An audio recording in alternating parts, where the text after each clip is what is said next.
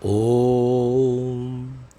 तव कथामृतं तप्तजीवनं कविभिरीरितं कल्मषापहं श्रवणमङ्गलं श्रीमदाततं भुवि गृह्णन्ति ये भूरिदा जनाः। শ্রী শ্রী রামকৃষ্ণ কথামৃত প্রথম ভাগ, অষ্টাদশ খণ্ড, দ্বিতীয় পরিচ্ছেদ। জ্ঞান ও বিজ্ঞান বিচারে ব্রহ্মদর্শন। ইতিমধ্যে ঠাকুর শ্রীরামকৃষ্ণ বাহ্য সংজ্ঞা লাভ করিয়াছেন। গান সমাপ্ত হইল। তখন পণ্ডিত ও মূর্খের, বালক ও বৃদ্ধের, পুরুষ ও স্ত্রীর, আপামর সাধারণের সেই মনোমুগ্ধকরী কথা হইতে লাগিল। সভাশুদ্ধ লোক নিস্তব্ধ, সকলেই সেই মুখপানে চাহিয়া রহিয়াছেন। এখন সেই কঠিন পীড়া কোথায়? মুখ এখনও যেন প্রফুল্ল অরবিন্দ, যেন ঐশ্বরিক জ্যোতি বহির্গত হইতেছে। তখন তিনি ডাক্তারকে সম্বোধন করিয়া বলিতেছেন, লজ্জা ত্যাগ করো, ঈশ্বরের নাম করবে, তাতে আবার লজ্জা কি? লজ্জা ঘৃণা ভয় তিন থাকতে নয়। আমি এত বড় লোক, আমি হরি হরি বলে নাচব? বড় বড় লোক এ কথা শুনলে আমায় কি বলবে? যদি বলে, ওহে ডাক্তারটা হরি হরি বলে নেচেছে, লজ্জার কথা, এ ভাব ত্যাগ করো। ডাক্তার, আমার ওদিক দিয়েই যাওয়া নাই, লোকে কি বলবে আমি তার তোয়াক্কা রাখি না। শ্রীরামকৃষ্ণ, তোমার উটি খুব আছে। সকলের হাস্য। দেখো, জ্ঞান অজ্ঞানের পার হও, তবে তাকে জানতে পারা যায়। নানা জ্ঞানের নাম অজ্ঞান, পাণ্ডিত্যের অহংকারও অজ্ঞান। এক ঈশ্বর সর্বভূতে আছেন, এই নিশ্চয় বুদ্ধির নাম জ্ঞান। তাকে বিশেষ রূপে জানার নাম বিজ্ঞান। যেমন পায়ে কাঁটা বিঁধেছে, সে কাঁটাটা তোলবার জন্য আর একটি কাঁটার প্রয়োজন। কাঁটাটা তোলবার পর দুটি কাঁটাই ফেলে দেয়। প্রথমে অজ্ঞান কাঁটা দূর করবার জন্য জ্ঞান কাঁটাটি আনতে হয়, তারপর জ্ঞান অজ্ঞান দুইটি ফেলে দিতে হয়। তিনি যে জ্ঞান অজ্ঞানের পার। লক্ষণ বলেছিলেন, রাম, এ কি আশ্চর্য! এত বড় জ্ঞানী স্বয়ং বশিষ্ঠদেব পুত্রশোকে অধীর হয়ে কেঁদেছিলেন। রাম বললেন, ভাই, যার জ্ঞান আছে তার অজ্ঞানও আছে, যার এক জ্ঞান আছে তার অনেক জ্ঞানও আছে, যার আলো বোধ আছে তার অন্ধকার বোধও আছে। ব্রহ্ম জ্ঞান অজ্ঞানের পার, পাপ পুণ্যের পার, ধর্মাধর্মের পার, সূচি অসুচির পার। এই বলিয়া শ্রীরামকৃষ্ণ রামপ্রসাদের গান আবৃত্তি করিয়া বলিতেছেন, আয় মন বেড়াতে যাবি, কালী কল্পতরু মূলেরে চারিফল কুড়ায়ে পাবি।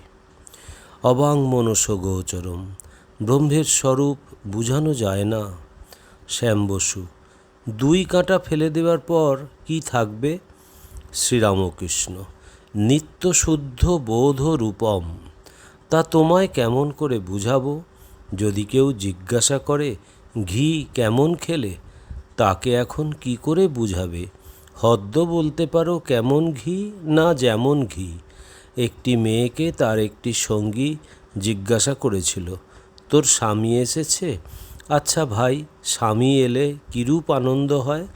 মেয়েটি বললে, ভাই, তোর স্বামী হলে তুই জানবি। এখন তোরে কেমন করে বুঝাবো? পুরাণে আছে, ভগবতী যখন হিমালয়ের ঘরে জন্মালেন, তখন তাকে মা নানা রূপে দর্শন দিলেন। গিরিরাজ সব রূপ দর্শন করে শেষে ভগবতীকে বললেন, মা, বেদে যে ব্রহ্মের কথা আছে, এইবার আমায় যেন ব্রহ্মদর্শন হয়। তখন ভগবতী বললেন, বাবা, ব্রহ্মদর্শন যদি করতে চাও তবে সাধুসঙ্গ করো। ব্রহ্ম কী জিনিস মুখে বলা যায় না। একজন বলেছিল, সব উচ্ছিষ্ট হয়েছে, কেবল ব্রহ্ম উচ্ছিষ্ট হন নাই। এর মানে এই যে বেদ, পুরাণ, তন্ত্র আর সব শাস্ত্র মুখে উচ্চারণ হওয়াতে উচ্ছিষ্ট হয়েছে বলা যেতে পারে, কিন্তু ব্রহ্ম কী বস্তু কেউ এ পর্যন্ত মুখে বলতে পারে নাই, তাই ব্রহ্ম এ পর্যন্ত উচ্ছিষ্ট হন নাই। আর সচ্চিদানন্দের সঙ্গে ক্রীড়া রমণ যে কি আনন্দের তা মুখে বলা যায় না, যার হয়েছে সে জানে। তৃতীয় পরিচ্ছেদ, পণ্ডিতের অহংকার, পাপ ও পুণ্য। ঠাকুর শ্রীরামকৃষ্ণ আবার ডাক্তারকে সম্বোধন করিয়া বলিলেন, দেখো, অহংকার না গেলে জ্ঞান হয় না। মুক্ত হব কবে, আমি যাবে যবে। আমি ও আমার এই দুইটি অজ্ঞান, তুমি ও তোমার এই দুইটি জ্ঞান।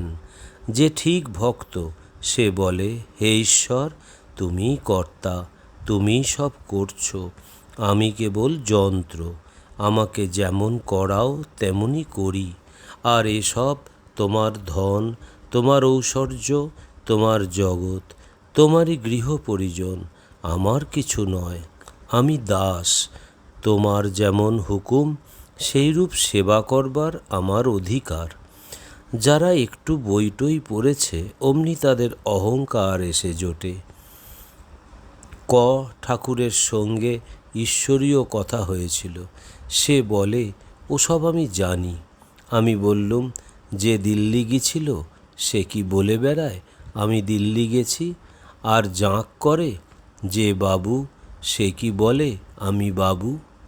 শ্যাম বসু: তিনি ঠাকুর আপনাকে খুব মানেন।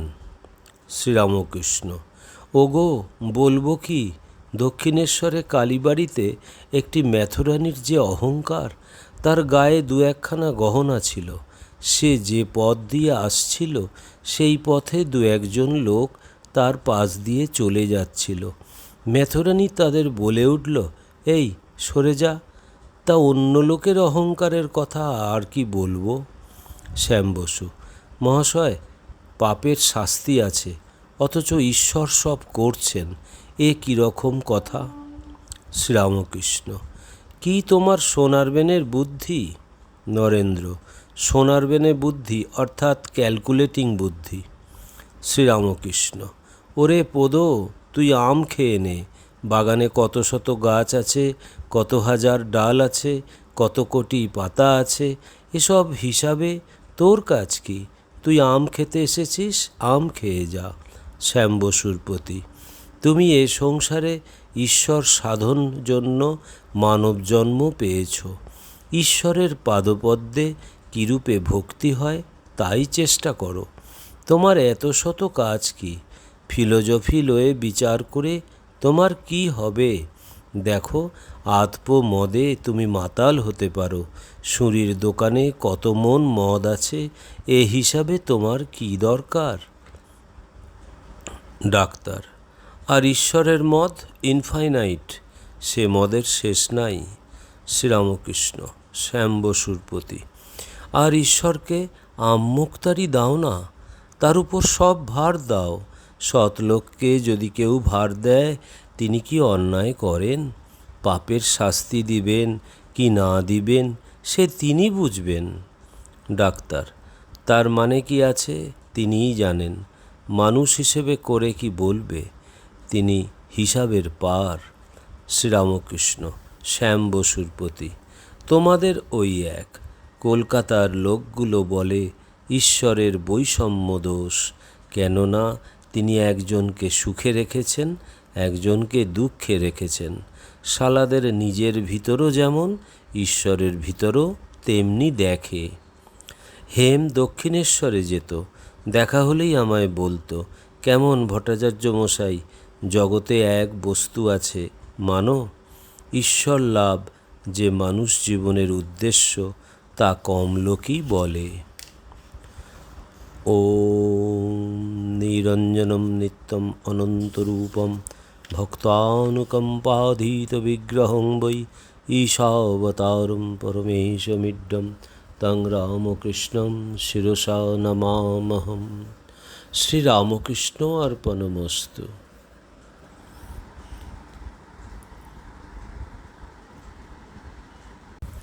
ॐ तव कथामृतं तप्तजीवनं कविभिरीरितं कल्मषापहं श्रवणमङ्गलं श्रीमदाततं भुवि गृह्णन्ति ये भूरिदा जनाः।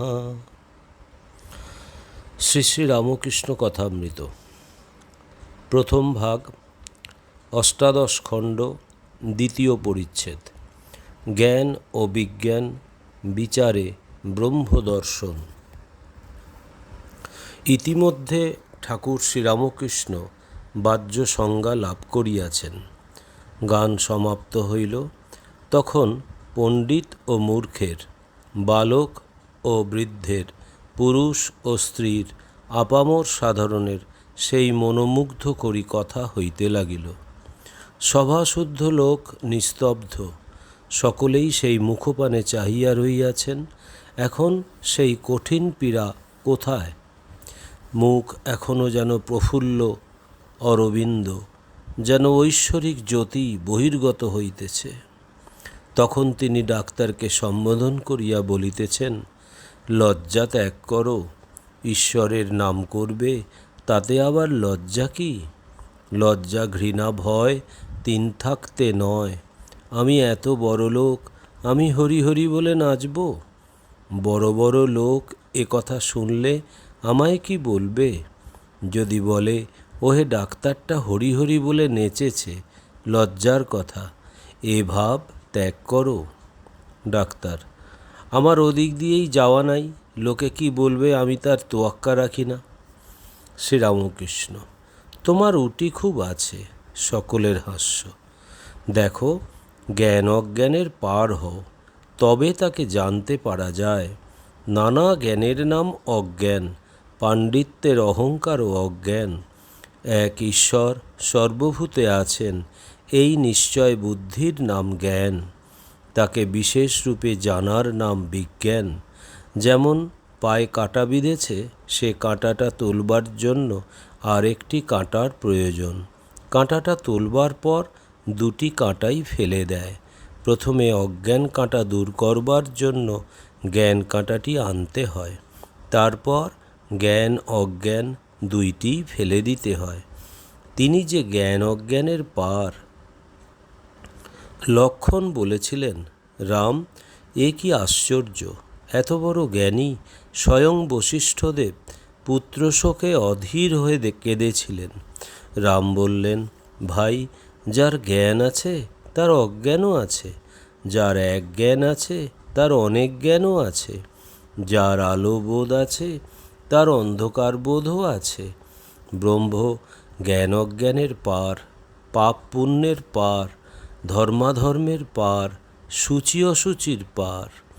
এই বলিয়া শ্রীরামকৃষ্ণ রামপ্রসাদের গান আবৃত্তি করিয়া বলিতেছেন, আয় মন বেড়াতে যাবি, কালী কল্পতরু মূলেরে চারিফল কুড়ায়ে পাবি। অবাং মনস গোচরম, ব্রহ্মের স্বরূপ বুঝানো যায় না। শ্যাম বসু, দুই কাঁটা ফেলে দেওয়ার পর কি থাকবে? শ্রীরামকৃষ্ণ, নিত্য শুদ্ধ বোধ রূপম। তা তোমায় কেমন করে বুঝাবো? যদি কেউ জিজ্ঞাসা করে, ঘি কেমন খেলে, তাকে এখন কি করে বুঝাবে? হদ্দ বলতে পারো কেমন ঘি না যেমন ঘি। একটি মেয়েকে তার একটি সঙ্গী জিজ্ঞাসা করেছিল, তোর স্বামী এসেছে? আচ্ছা ভাই, স্বামী এলে কিরূপ আনন্দ হয়? মেয়েটি বললে, ভাই, তোর স্বামী হলে তুই জানবি। এখন তোরে কেমন করে বুঝাবো? পুরাণে আছে, ভগবতী যখন হিমালয়ের ঘরে জন্মালেন, তখন তাকে মা নানা রূপে দর্শন দিলেন। গিরিরাজ সব রূপ দর্শন করে শেষে ভগবতীকে বললেন, মা, বেদে যে ব্রহ্মের কথা আছে, এইবার আমায় যেন ব্রহ্মদর্শন হয়। তখন ভগবতী বললেন, বাবা, ব্রহ্মদর্শন যদি করতে চাও তবে সাধুসঙ্গ করো।